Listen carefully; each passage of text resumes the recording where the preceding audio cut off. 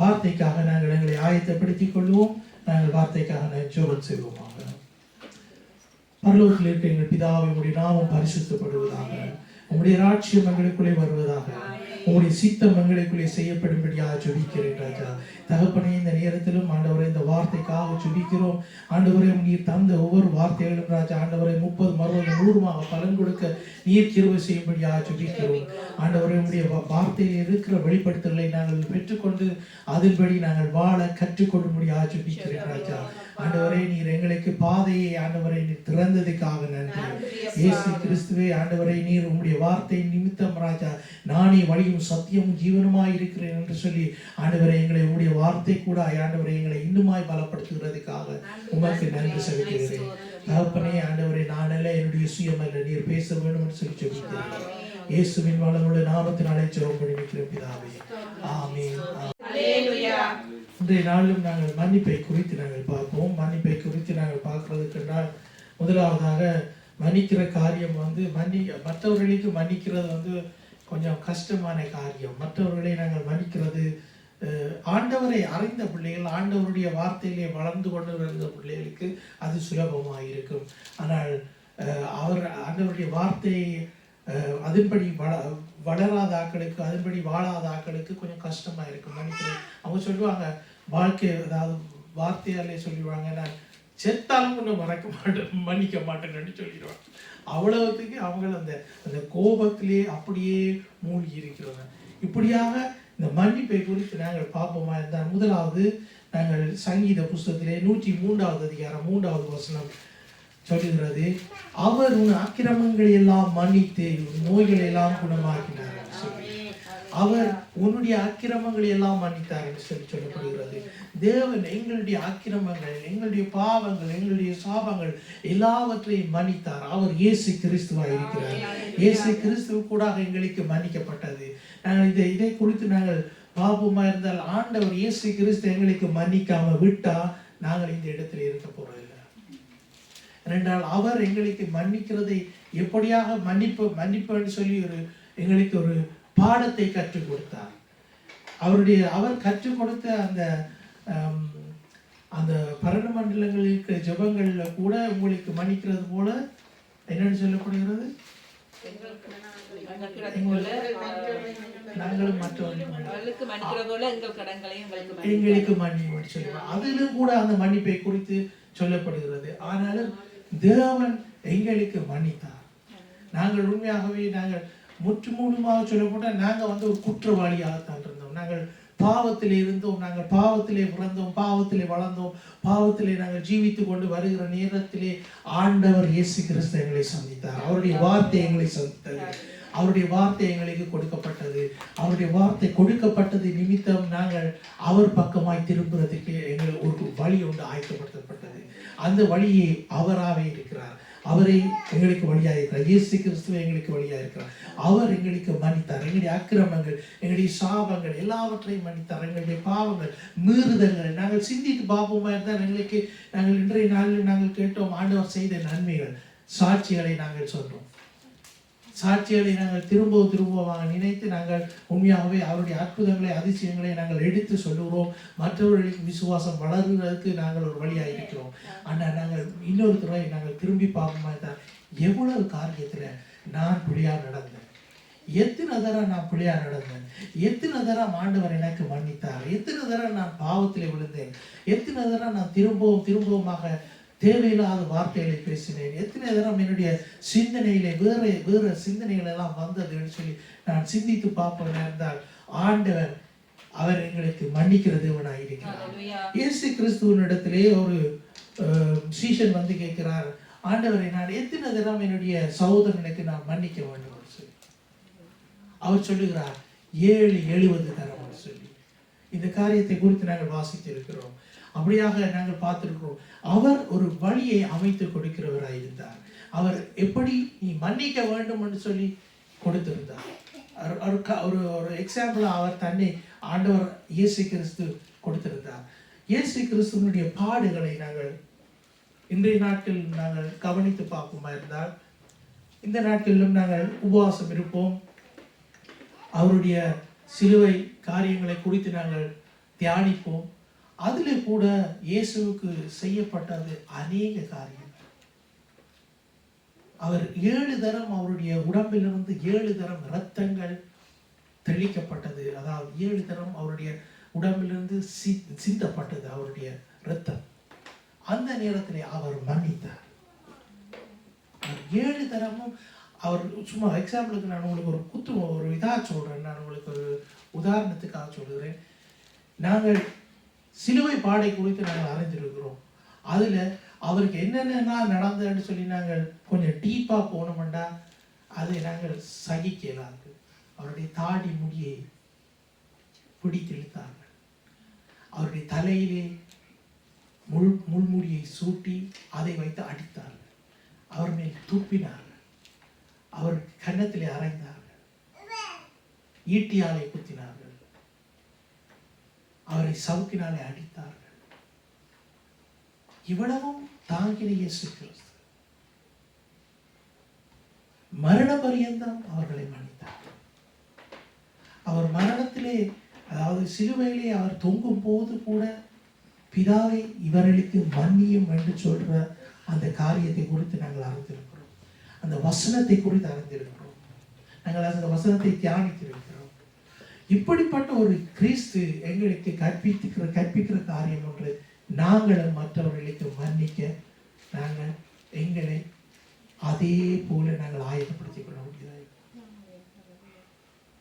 எங்களுக்கு சும்மா போய்க்கல தஞ்சமே மாறும் போய்க்கல வில்லங்கத்துக்கு எங்களுக்கு வரைக்கல இப்படி இடிச்சிட்டு போனாங்கன்னா உடனே எங்களுக்கு கோபம் வந்துடும். உடனே நாங்கள் ஏன் எனக்கு அடிச்சனின்னு சொல்லி நாங்கள் உடனே முறைச்சு பார்ப்போம், இல்லாட்டி அவனுக்கு ஏதாவது சொல்லுவோம். ஆனால் அந்த நேரத்திலும் கூட மன்னிக்கிறதுக்கு ஆண்டவர் தான் எங்களுக்கு கற்றுத்தருகிறார். அதை நாங்கள் கொஞ்சம் சிந்தனைக்கு எடுத்துக்கொள்வோம். எங்களுடைய வாழ்க்கையில நாங்கள் அநேக காரியங்களுக்குள்ளாக கடந்து செல்கிறோம். அநேக அவமானங்கள் நாங்கள் சந்திக்கிறோம். அநேகர் எங்களை தேவையில்லாமல் பேசுவாங்க, தேவையில்லாமல் எங்களை திட்டுவாங்க. நாங்கள் சொல்லாத காரியங்களை எல்லாம் நாங்கள் சொன்னோம்னு சொல்லுவாங்க. ஆனாலும் அவங்களை மன்னிக்கிறதுக்கு ஆண்டவர் எங்களுக்கு ஒரு இதயத்தை அவரை ஏற்படுத்த வேண்டியதாக இருக்கிறது. நாங்கள் அடுத்த வசனத்தை நாங்கள் பார்ப்போம். மத்தேயுவிலே 6வது அதிகாரம் 14வது வசனம் சொல்லுகிறது, மனுஷருடைய தப்பிதங்களை நீங்கள் அவர்களுக்கு மன்னித்தால் உங்கள் பரமபிதா உங்களுக்கு மன்னிப்பார். மனுஷருடைய தப்பிதங்களை நீங்கள் அவர்களுக்கு மன்னித்தால் உங்கள் பரமபிதா உங்களுக்கு மன்னிப்பார் சொல்லப்படுகிறது. அப்ப பாருங்க, நாங்க மன்னிக்க வேண்டியதா இருக்கிறது, அதுபடித்தான் எங்களுக்கு மன்னிக்கப்படுகிறது. அப்ப எங்களுக்கு பரமபிதா எங்களுக்கு மன்னிப்பாருன்னா நாங்கள் என்ன செய்யணும்? மற்றவங்க செய்கிற காரியங்களை ஓகே கண்டு காணாத மாதிரி நாங்கள் போகணும். அது சிலாட்டி நாங்கள் ஓகே சொல்லலாம், கொஞ்சம் கவனமாக இருங்கோ, இல்லாட்டி அடுத்த முறை கொஞ்சம் கவனமாக இருங்கோண்டு. ஆனால் அந்த மன்னிக்கிறது உள்ளத்திலிருந்து வரும்.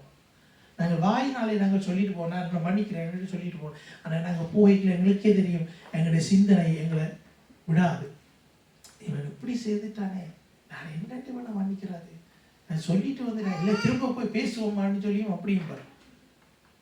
திரும்ப போய் நியாயத்தை கேட்போமான்னு சொல்லி அப்படியும் வரும் உங்களுக்கு சிந்தனை. அப்போ அந்த நேரத்திலும் நாங்கள் உண்மையாகவே நாங்கள் அடங்கி தேவனுடைய கருத்துக்களை நாங்கள் அடங்கி அவருடைய வார்த்தைக்கு நாங்களை ஒப்பு கொடுத்து அந்த மன்னிக்கிற ஒரு உள்ளத்தை நாங்கள் தொடர்ந்து நாங்கள் திரும்பவுமாக தொடர்ந்து அதுக்கெல்லாம் நாங்கள் போகணும். பாருங்கள், குடும்பத்திலே சிறு சண்டைகள் நடக்கும், பிள்ளைகளுக்குள்ளே சண்டைகள் நடக்கும், தாய் தகப்பனுக்குள்ளே சண்டைகள் நடக்கும், பிள்ளைகளுக்கும் தாய் தகப்பனுக்கும் சண்டைகள் நடக்கும். இதில் கூட மன்னிக்கிறது நாங்கள் கவனத்துக்கு எடுத்துக்கொள்வோம். முதல் நாங்கள் குடும்பத்தில் எப்படி இருக்கிறோமோ அதே மாதிரி தான் நாங்கள் வழியிலே போகிறோம். குடும்பத்துக்குள்ள நாங்கள் இன்னும் நாங்கள் கொஞ்சம் பிரச்சனைகளோடு இருப்போம் வேண்டாம். அந்த பிரச்சனைகளையெல்லாம் நாங்கள் எல்லாத்தையும் சோல்வ் பண்ணி போயிட்டு நாங்கள் ஆண்டவருக்கு முன்பாக நாங்கள் நேர்மையாக நடக்க மாட்டோம். ஆண்டவருக்கு முன்பாக நாங்கள் நேர்மையாக நடக்கணும். அப்போ பிள்ளைகள் குழப்படி செய்தால் பிள்ளைகளுக்கு நாங்கள் அவர்களுக்கு பேசிட்டு போனால் அந்த மன்னிக்கிற அவர்களுக்கு கூட அவர்களும் தங்களுக்குள்ள மன்னிக்கிற ஒரு காரியத்துக்குள்ளாக கடந்துகிறோம். தாய் தகப்பு நடக்கிற மாதிரி தான் பிள்ளைகள் நடக்கும். தாய் தகப்பன் எப்படியெல்லாம் நடக்கிறாங்களோ அதே மாதிரி பிள்ளைகள் கற்றுக்கொள்கிறது போல எங்களுடைய பரமபிதா எங்களுக்கு மன்னிக்க வேணும்டா. நாங்கள் எங்களை ஆண்டவர் இன்னும் இந்த பூமியில வைத்திருக்கிற எல்லா ஜனங்களையும் ஆண்டவர் ஆயத்தப்படுத்தி கொண்டுதான் இருக்கிறார். அவர்களை ஆயத்தப்படுத்தி கொண்டிருக்கிறார், அவர்களை பரிசுத்தப்படுத்தி கொண்டிருக்கிறார், அவர்களுக்கு கற்றுக் கொடுத்து கொண்டிருக்கிறார். எப்படி மன்னிக்கிறது எப்படி என்று சொல்லி, விசுவாசிக்கிறது எப்படி என்று சொல்லி, கீழ்ப்படுகிறது எப்படி என்று சொல்லி, தேவனுடைய வார்த்தைகளை எடுத்துக்கொண்டு அதன்படி வாழுகிறது எப்படி என்று சொல்லி கற்றுக்கொண்டே இருக்கிறார். இதில் மன்னிப்பும் ஒரு முக்கியமான ஒரு காரியமாக இருக்கிறது. அதனடுத்து அந்த மன்னிப்பை குறித்து நாங்கள் சில வழியில் எங்களுடைய கடந்த காலத்திலே நடந்த காரியங்கள் எங்களுக்கு இன்னும் நினைவில் இருக்கும். கடந்த காலத்தில் யாராவது எங்களை குற்றப்படுத்தி எங்களை பேசி எங்களுக்கு எதிராக நடந்திருந்தால் அது இன்னும் எங்களுடைய அந்த மனதிலே பதிந்து இருக்கும். அதை குறித்து நாங்கள் சில வழியில் இன்னும் சிந்தித்துக் கொண்டே இருப்போம். அவைகளை நாங்கள் ஆண்டவருக்கு முன்பாக ஒப்பு கொடுக்க வேண்டும். அவர்கள் இல்லாட்டிக்கும் நாங்கள் அவர்களை சந்திக்க இல்லாட்டிக்கும் ஆண்டவருக்கு முன்பாக நாங்கள் அதை ஒப்பு கொடுக்க வேண்டும். ஆண்டவருக்கு முன்பாக ஒப்பு கொடுத்து, ஆண்டவரே, நான் இந்த இடத்துல நான் புலியா நடந்திருக்கிறேன், நான் இந்த இடத்துல நான் இந்த சகோதரிக்கு எதிராகவும் நான் பேசி இருக்கிறேன், ஆண்டவரை என்னை மன்னியும். இது முக்கியம். நாங்கள் ஆண்டவரிடத்தில் அதை ஒப்பு கொடுத்து அந்த மன்னிப்பை நாங்கள் பெற்றுக்கொள்வோம். தேவனை ஆண்டவரை என்னுடைய இருதயத்தை சுத்தப்படுத்தும், என்னுடைய இருதயத்தை சுத்தப்படுத்தும். நான் பாவியாக அதாவது என்னுடைய மனதிலே இருக்கிற காரியங்கள் எல்லாவற்றையும் நான் எடுத்து போட்டு, ஆண்டவரை என்னை மன்னியும். மன்னிப்பு முக்கியமான ஒரு காரியம். லூக்காவில் 24:47 அதிகாரத்திலே சொல்லப்படுகிறது, அன்றைய மனம் திரும்புதலுக்கு, அதை வாசிங்க, 24:47. அன்றியும் மனம் திரும்புதலும் பாவ மன்னிப்பும் எருசலேம் தொடங்கி சகல தேசத்தாருக்கும் அவருடைய நாமத்தினாலே பிரசங்கிக்கப்படவும் வேண்டியது. ஹல்லேலூயா. ஹல்லேலூயா. எல்லாரும் கரங்களை உயர்த்தி ஹல்லேலூயா. பாருங்கள், எருசலேம் தொடங்கி சகல தேசங்களுக்கும் அவருடைய நாமத்தினாலே பிரசங்கிக்க வேண்டியதாக இருக்கிறது. அப்ப ஆண்டவருடைய விருப்பம் அது எருசலேமில் தொடங்கி சகல ஜாதிகளுக்கும் சகலருக்கும் பிரசங்கிக்க வேண்டியதாக இருக்கிறது. 1 அதிகாரம் 7, 8 வசனத்தை நாங்கள் வாசிப்போம். தேவதூதரை குறித்து எபேசியர்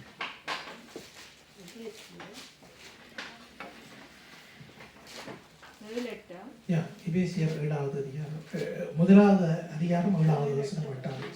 அவருடைய கிருபையின் ஐஸ்வர்யத்தின் படியே இவருடைய இரத்தத்தினாலே பாவ மன்னிப்பாகிய மீட்பு இவருக்குள் நமக்கு உண்டாயிருக்கிறது. அந்த கிருபையை அவர் சகல ஞானத்தோடும் புத்தியோடும் எங்களிடத்தில் பெருக பண்ணினார். ஆமென். அதாவது இவருடைய இரத்தத்தினாலே பாவ மன்னிப்பு மீட்பு இவருக்குள் நமக்கு உண்டாயிருக்கிறது. அதாவது எங்களுடைய பாவங்கள் மன்னிக்கப்படுகிறதுக்கு அவரே ஒரு காரணராயிருக்கிறார். பாவத்திலிருந்து எங்களுக்கு மன்னிப்பு ஆண்டவர் கொடுக்கிறார். ஆண்டவர் எங்களுக்கு பாவத்திலிருந்து, பாவம் என்ன, நாங்கள் ஏதோ புலை செய்திருக்கிறோம், நாங்கள் புலை செய்தது நடித்தா அதாவது செய்யக்கூடாத காரியத்தை நாங்கள் ஆண்டவருடைய வார்த்தைக்கு எதிரான காரியங்களை நாங்கள் செய்தது நிமித்தம் நாங்கள் பாவிகளாம். அந்த பாவத்திலிருந்து ஆண்டவர் எங்களுக்கு மன்னிப்பு. முதலாவது பாவம் அதாவது ரெஜிஸ்டர் பண்ணப்பட்டிருக்கிறது பைபிள், எது? கீழ்ப்படியாமை. அந்த பழத்தை சாப்பிட்டது பாவம் இல்லை, கீழ்ப்படியாமை. கீழ்ப்படியாமை நிமித்தம் இந்த உலகத்துக்குள்ள பாவம் வந்தது. ஆனா இந்த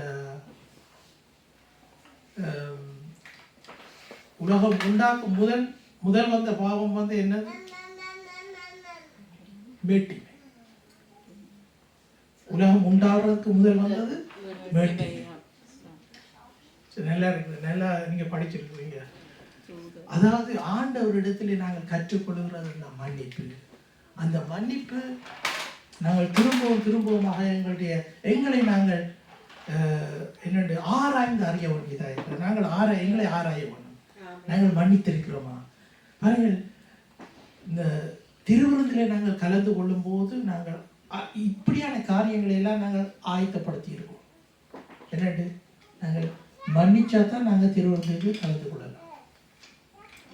மன்னிப்பு, ஒப்புரவாகுதல், இதுகளெல்லாம் நாங்கள் கடந்து செல்றோம். இதுக்கு தான் அதில் நாங்கள் எழுதப்பட்டிருக்கிற அந்த வசனத்தில் நாங்கள் வாசிக்கிறோம். என்னென்று எங்களை நாங்கள் ஆராய்ந்து அறிந்து அவரிடத்தில் ஒப்புரவாகி, இதிலே இல்லை, கொரிந்தியரில் எழுதப்பட்டிருக்கிறது.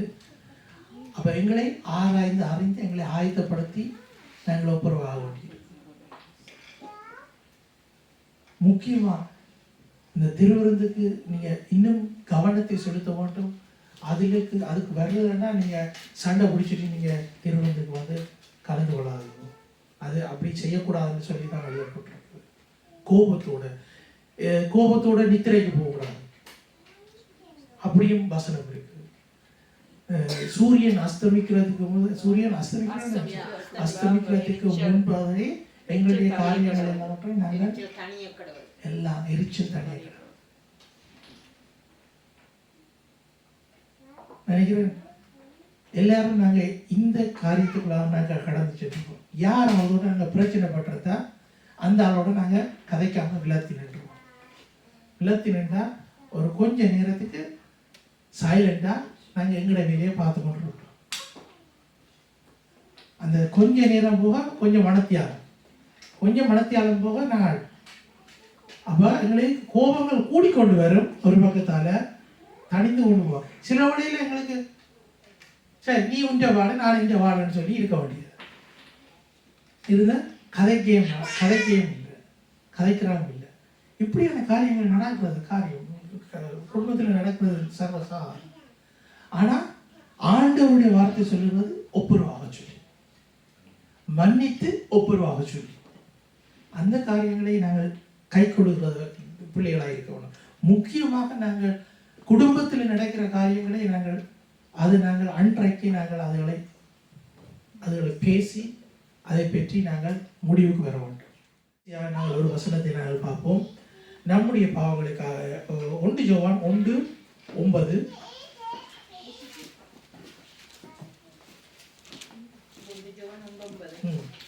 நம்முடைய பாவங்களை நாம் அறிக்கையிட்டால் பாவங்களை நமக்கு மன்னித்து எல்லா அநியாயத்தையும் நீக்கி நம்மை சுத்திகரிப்பதற்கு அவர் உண்மையும் நீதியும் உள்ளவராயிருக்கிறார். ஹல்லேலூயா.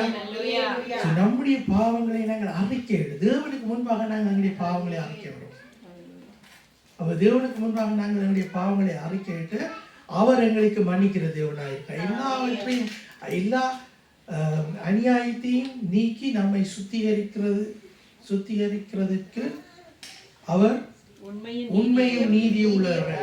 அவரிடத்துல நீதி இருக்கு, அவரிடத்துல உண்மை இருக்குது. அவர் எங்களை உண்மையாகவே சுத்திகரிக்கிற தேவனாயிருக்கிறார்.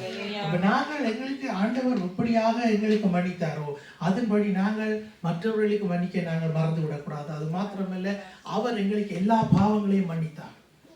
அவர் எங்களுடைய அதாவது ஒவ்வொரு நாளும் நாங்கள் சிறவழையில் நான் சொல்லல, நாங்கள் எல்லாரும் பாவத்தில் தான் ஜீவித்து கொண்டிருக்கிறோம். நாங்கள் பாவத்தில் இருந்து நாங்கள் பிரித்து எடுக்கப்பட்ட ஜனங்கள், அவருக்கண்டு சேர்க்கப்பட்ட அவருடைய சொந்த ஜனம் என்று சொல்லப்படுகிறது வார்த்தை. அவருக்காக நாங்கள் பிரிக்கப்பட்டவர்கள். ஆனால் இந்த பாவ உலகத்திலே நாங்கள் வாழ்ந்து கொண்டு இருக்கும் போது நாங்கள் சில நேரம் போட்டோ விட்டுறோம், சில நேரம் நாங்கள் கோவப்பட்டுறோம், சில நேரம் எங்களுடைய வாயிலிருந்து தேவையில்லாத வார்த்தைகள் வந்துடுறோம், சில நேரம் நாங்கள் அந்த சரியான ஆண்டவருடைய கரத்தில் இல்லாமல் நாங்கள் வளையிடுவோம். அதனடுத்து ஆண்டவருடைய கரம் தான் எங்களை பிடிக்கணும். நாங்கள் அவரை பிடிக்க வேணும், நாங்கள் வளைக்கிறோம். அப்போ அவர் எங்களை பிடிக்க வேணும்னு சொல்லி நாங்கள் எங்களை அர்ப்பணிக்க முடியாது. பாவத்திலிருந்து ஆண்டவர் எங்களுக்கு மன்னிப்பை கொடுத்தது மாத்திரமல்ல, அவர் எங்களை நித்திய ஜீவனுக்கு அழைத்து செல்லுகிறதுக்கு அவர் எங்களை தன்னுடைய பாதையிலே வழிநடத்தி விடுகிறார்.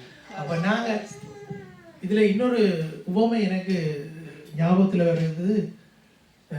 கடன் கொடுக்கிற அந்த காரியத்தை குறித்து சொல்லப்படுகிறது. இயேசு கிறிஸ்து அதில் சொல்லுகிறார், என்னிடத்தில் பொறுமையாயிரும், எல்லாவற்றையும் உமக்கு கொடுத்து தீர்க்கிறேன் என்றான்.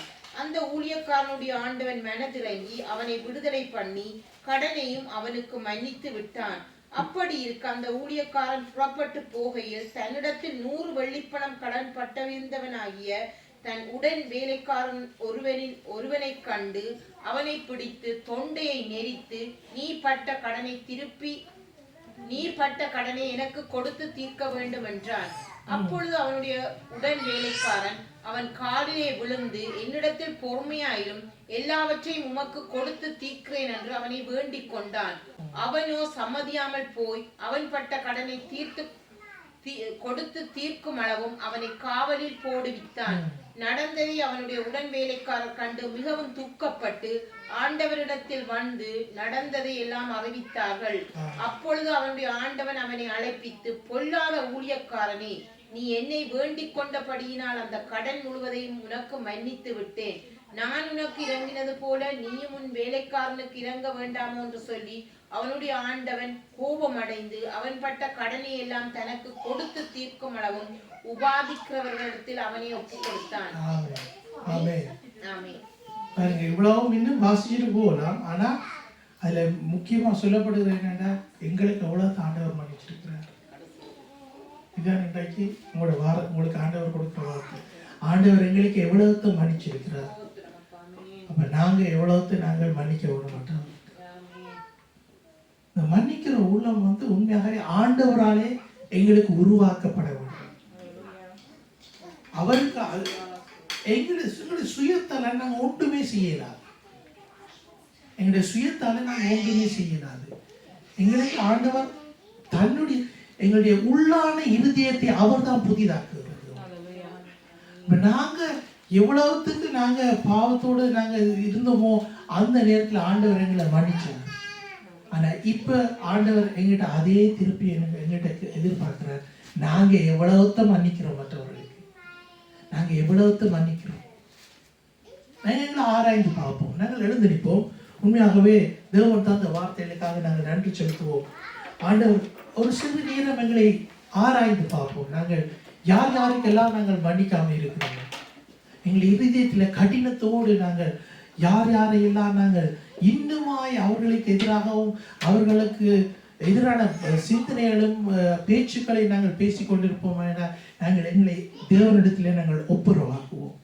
தேவனிடத்திலே நாங்கள் ஒப்பு கொடுப்போம். ஆண்டவரே, நீர் மன்னித்தது போல நாங்களும் மன்னிக்கிறதுக்கு எங்களுக்கு கற்றுத்தார் சொல்லி நாங்கள் ஜெபம் செய்வோம். பரிசுத்தமுள்ள பிதாவே, நம்மை சோதனைக்கிறோம், துதிக்கிறோம் ராஜா. தேவாதி தேவனை நமக்கு நன்றி செலுத்துகிறோம். சர்வ வல்லமையுள்ள கர்த்தாவே, ஆண்டவரே, வேளையிலும் ஆண்டவரே ஒரு மன்னிக்கிற உள்ளத்தை நீர் எங்களுக்கு கட்டளை ஏற்படியாக ஜெபிக்கிறோம். ஆண்டவரே, நீர் எங்களுக்கு அநேக பாவங்களை, ஆண்டவரே, எங்கள் மீறுதல்களையும் ஆண்டவரே நீர் எங்களுக்கு மன்னித்தது போல நாங்களும் மற்றவர்களுக்கு மன்னிக்க நீர் எங்களுக்கு கற்று தரும்படியாக ஜெபிக்கிறோம். ஆண்டவரே, உங்களுடைய கரத்தில் எங்களை முற்று முழுதுமாக ஒப்பு கொடுக்கிறோம். ஆண்டவரே, எங்களோடு நீர் பேசினதுக்காக நன்றி. ஆண்டவருடைய வார்த்தைகள் எங்களை ஆண்டவரே புடமிடுகிறதுக்காக நன்றி. ஆண்டவரே, உங்களுடைய வார்த்தையினாலே ஆண்டவரே நீர் எங்களை இன்னுமாய் ராஜா பரிசுத்தப்படுத்துகிறதுக்காக நன்றி சொல்லுகிறோம். தகப்பனே, உங்களுடைய கரத்தில் எங்களை முற்று முழுதுமாக ஒப்பு கொடுக்கிறோம். ஆண்டவரை, மற்றவர்களுக்கு மன்னிக்கிற உள்ளத்தை நீர் எங்களுக்கு கட்டளை இடுவீராக ராஜா. ஆண்டவரை, மற்றவர்களுக்கு மன்னிக்கிற உள்ளத்தை நீர் எங்களுக்கு கட்டளை இட்டதுக்காக நன்றி செலுத்துகிறோம் ராஜா.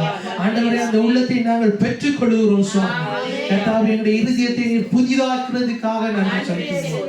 தகப்பனே, உங்களுடைய கரத்தில் எங்களை முற்று முழுதுமாக ஒப்பு கொடுக்கிறோம். எங்களை பொறுப்படுத்தி வழி நடத்தும் இயேசுவின் வல்லமையுள்ள நாமத்தினாலே ஜெபம் பண்ணி இருக்கிற பிதாவே, ஆமென்.